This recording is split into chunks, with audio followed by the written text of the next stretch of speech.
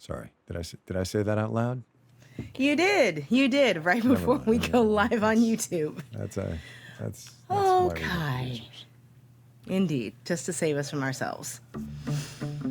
Oh! You weren't kidding just before we go live on YouTube. No, I wasn't. We were like, don't curse into a microphone, guy. Good grief. I think you would have learned by now. Right. You think I would have learned by now.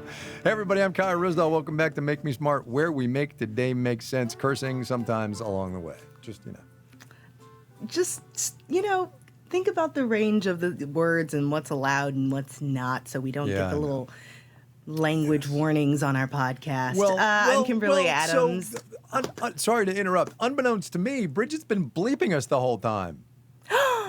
What? Yes. I know. Bridget. Now, you think I would listen to my own podcast, but I really don't because that's a whole different kind of thing to explain. Exactly. But, yeah, Bridget the other day, when I said, we're going to get the E for this, she said, that's okay. I beep you guys all the time. I'm like, dude, man, what? Well, I suppose that should open all doors for things that we can say. I know, right? I know. God. All right. Well, thank you for everyone who is joining us live on the YouTube live stream, where I don't think they can bleep us in real time, and those who are listening later to the podcast, and they can. This is Economics on Tap, where we do the news fix. We play some half full, half empty. We drink. And what are you drinking? It looks like you're drinking water. I'm drinking water again because I have to drive later, by which I mean like at 4 o'clock my time. So, prudence being the better part of driving while you've had a beer. I'm having water. Yeah, don't want to do that. Yeah, no. No, and it's a very healthy choice, especially when it's like ungodly hot out there, right? It's crazy. It's crazy. But look, beer hydrates you. Come on, it's mostly water. Is that not right? Is beer not mostly water?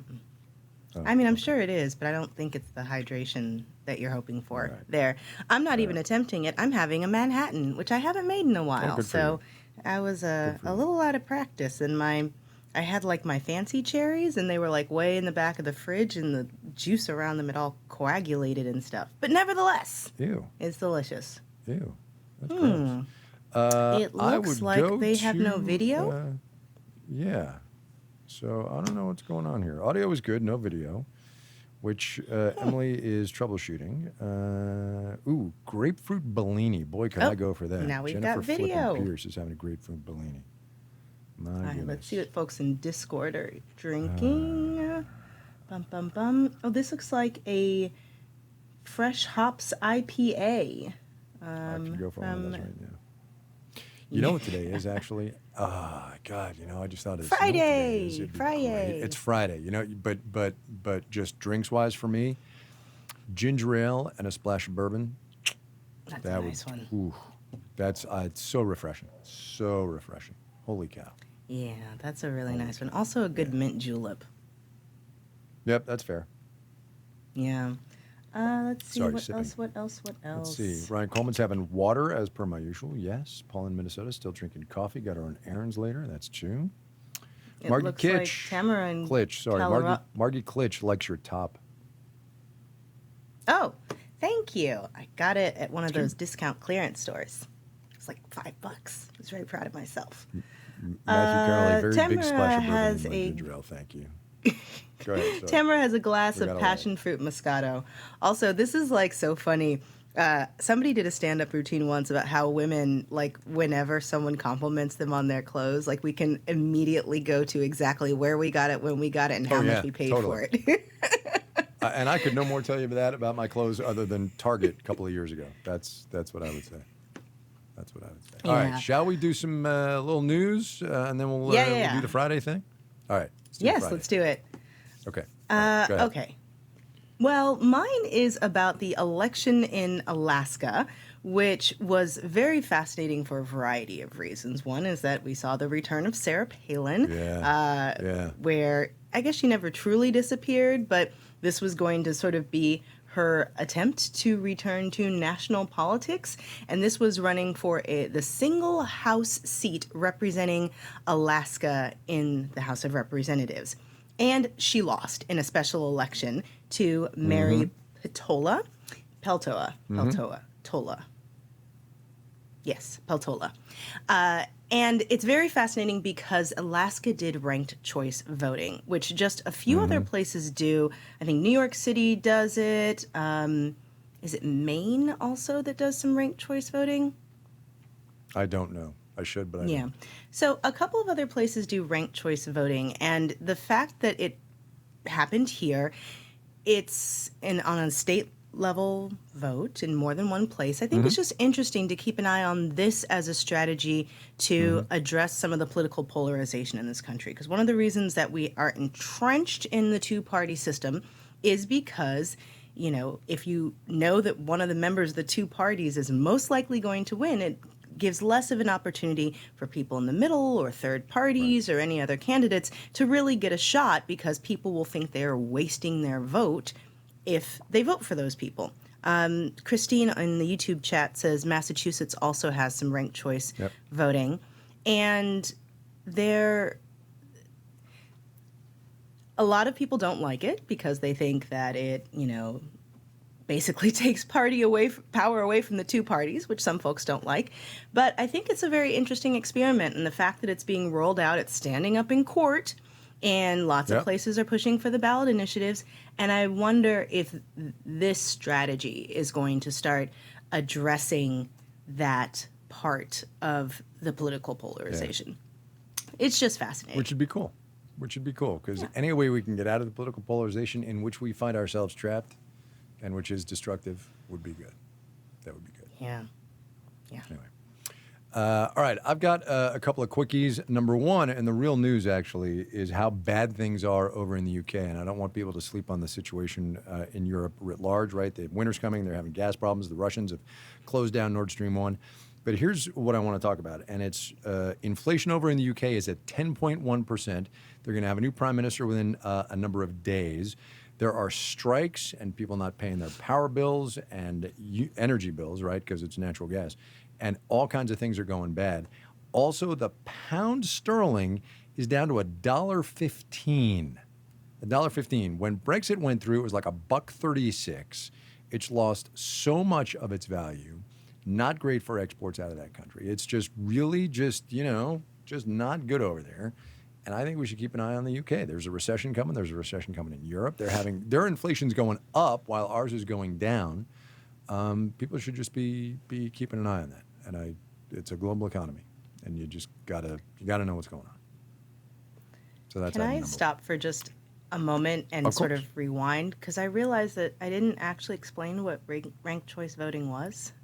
Sure. Go ahead. Sorry, that's so funny. I just kind of assumed knowledge. Yeah, that's fair. That's a good point. Yeah, and I was just thinking, not everybody knows that. So this is where, instead of just voting in an election and whoever gets the most votes wins, in the way that ranked choice voting or instant runoff, as lots of folks are talking about in the chat, instant runoff or ranked choice voting works, is that if nobody gets to 50% or more than 50% in the first round of voting, they basically knock off the bottom candidates, the people who got so few votes there's really no chance, and the people who voted for those folks get their votes distributed amongst the candidates that remain. And if still nobody reaches more than 50%, they knock off the other bottom candidates. And they keep doing that until somebody gets over the threshold of 50%. And that is ranked choice voting. And so maybe they'll take that and move it into the beginning part of the podcast in post-production. Sorry about that. Okay. Or they could just kind of leave it where it was, because things happen, naturally. I'm just saying. I forget. Bridget gets to decide. But anyway. Yeah, so that's my substantive news item of the day. The British economy is in deep and serious trouble, and the pound is crashing. Number two, I heard something on the Marketplace Morning Report this morning that I just wanted to distribute to a wider audience. It was David Brancaccio, the host of that program, talking to Julia Coronado, who's one of their Friday regulars, about the jobs report. And she said something that I think is really important. People feel lousy in this economy because inflation is very high and things are challenging and interest rates are going to keep going up. But Julia said this morning that the economy is cooling in an orderly way, and that's really important. Nothing is crashing. The markets are going down, yes. Interest rates are going up, yes, but it's happening in a planned way. It's happening not in a chaotic way. The Dow drops 1% a day. That's fine. Don't check your 401ks every day. It's not dropping 10% a day. It's not dropping 5% a day. There's not crazy volatility. It's all happening in an orderly way. And that's really key for people to keep in mind. Okay? I just want everybody to feel better about that. And then some finally, folks in the chat seem to disagree with you on the orderly thing, or disagree with Julia Coronado. Where are they? I'm waiting. I'm looking. Sarah Schlosser. The stock market is not the economy. That's totally true. The stock market's not the economy. But here's one way that the economy is cooling in an orderly way. So we had first quarter GDP growth come in at a negative 1.6%. We had second quarter GDP growth come in at negative 0.9%, later revised to negative 0.6%. That is to say, it's slowing less. The Atlanta Fed runs a thing called GDP Now, and that has third quarter GDP coming in at a positive 1.6% growth rate. So we're not growing at the 5, 6, 7% that we were growing late last year. We had a tough first half of the year, and now the second half is bouncing back a little bit. We're growing, but more slowly. What are the other objections? I love that you have all those numbers off the top of your head. That's so impressive. It's just literally my job. I'm steeped in this stuff, and sometimes I hate it. All right. All right. Anyway, so there we go. And then finally, and most importantly and fun, Artemis, the Artemis window for tomorrow is 2:17 p.m. Eastern Daylight Time to 4:17 p.m. Eastern Daylight Time. So if you want to see a really big rocket launch, and if they figure out that motor problem, 2 o'clock in the afternoon, East Coast time. Shameless plug for the interview we had on Marketplace Tech with Peter Gerritsen, who is a space defense commercial space economy guy. Yep. And I literally met this dude at a cocktail party at a defense think tank in like 2009, and like I've been following his work ever since. And he had so many interesting things to say about, the point of going to the moon, the type of economy that we might set up on the moon, what that means for going to Mars. It was super fascinating. Yep. Yeah. Total good shout out. Okay. All right. Game time.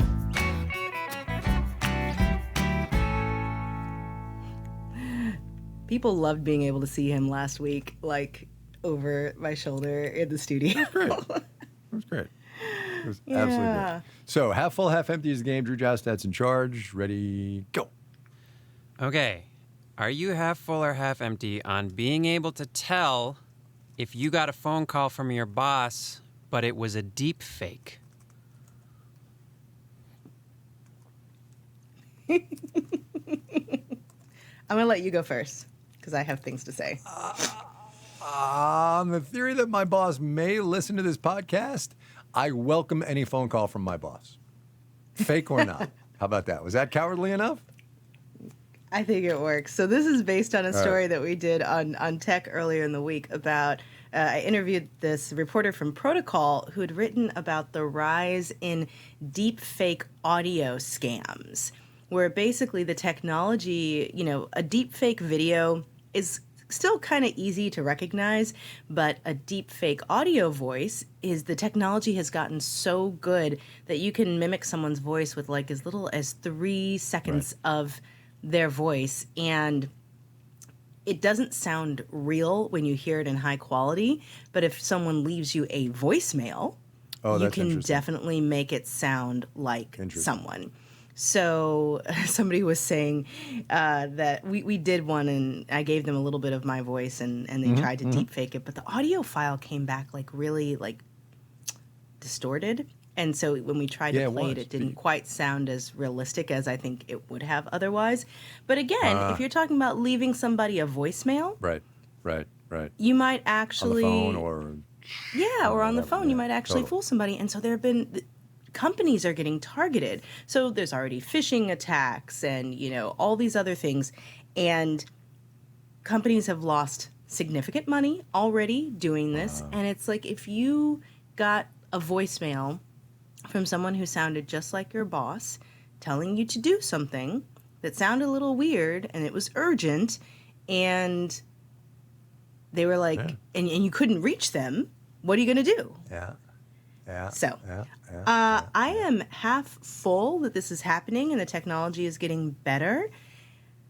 Half empty on what it means for, verification of life, liberty, pursuit of happiness. Yeah. I don't know. It's all weird. Yeah, that's fair. That's fair. Next topic. True.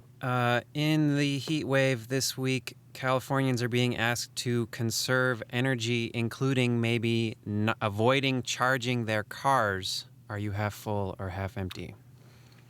Well, so the reason this came up is because 10 days ago, the California Air Resources Board put out a new regulation that said all new cars sold in the state of California by 2035 have to be non-fossil fuel, right? No emissions. And it's just a lovely little irony that we're trying to move, but our power grid can't handle the move. And by irony, I mean small tragedy, because we really got to get moving on this stuff. So I'm half full on the attempt to move, and I'm half empty on the current state of our power grid. How about that? What Kai said. Yeah. All right. Easy enough. All right.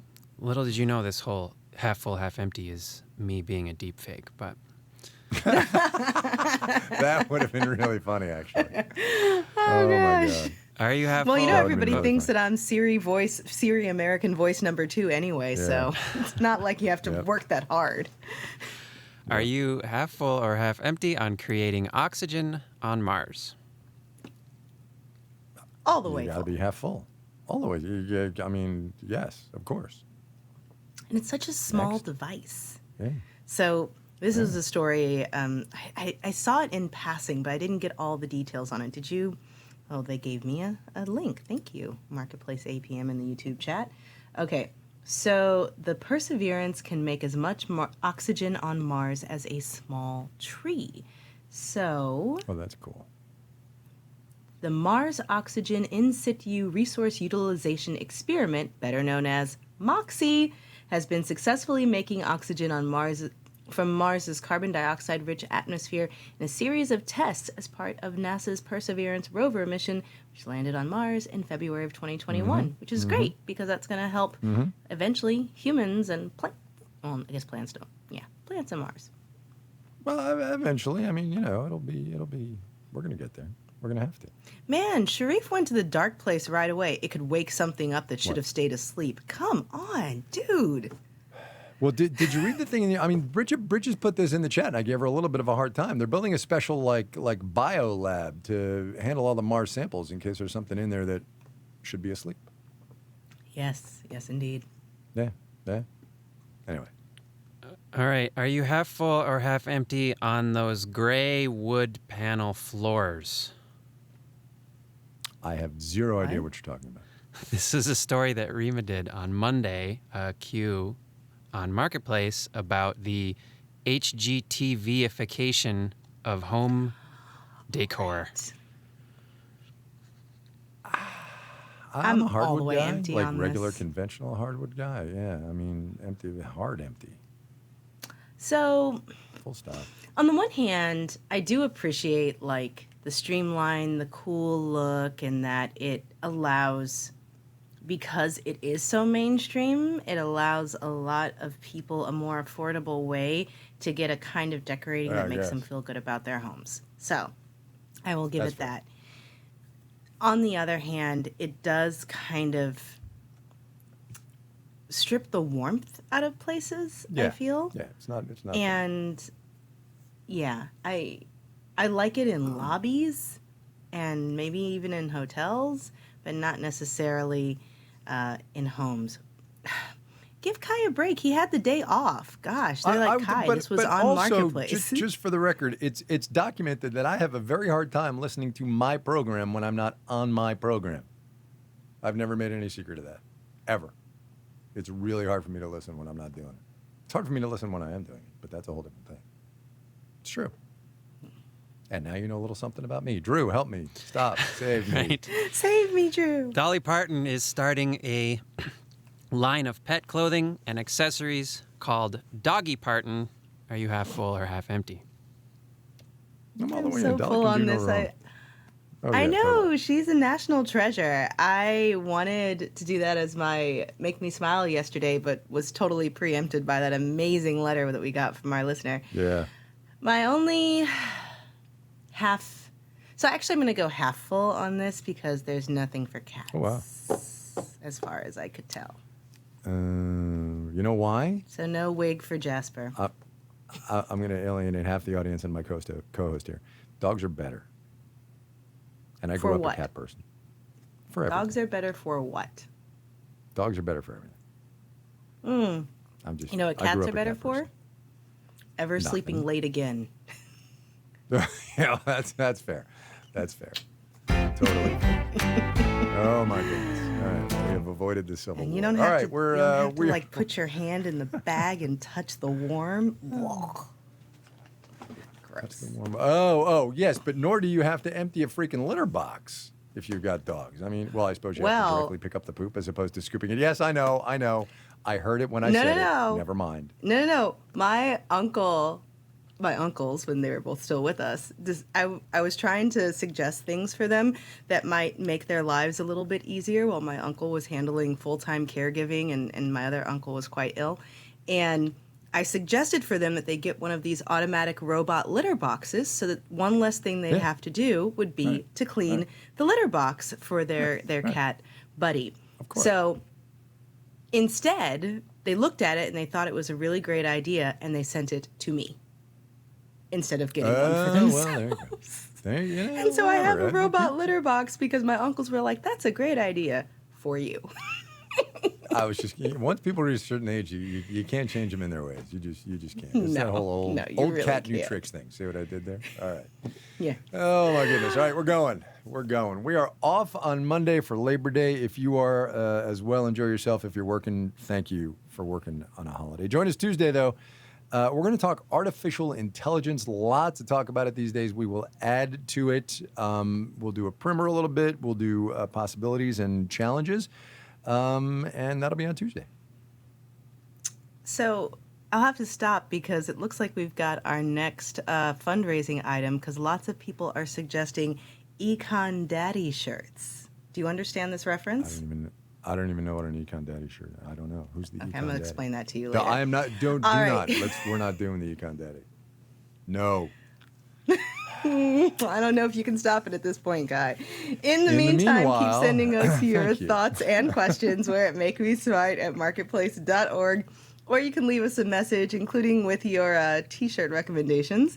We're at 508-827-6278. That's 508-UB-SMART.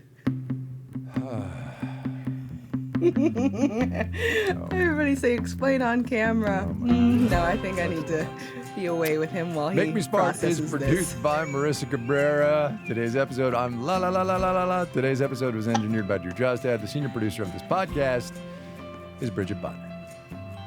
The team behind the YouTube live stream and our Friday game is Mel Rosenberg and Emily McCune, and with theme music by the always wonderful Drew Jostad, and our director of On Demand is Donna Tam. And shout out to Mel Rosenberg and Emily McCune for struggling with this without our wonderful Steven. And I know it's a little bit of a struggle, but we're getting there.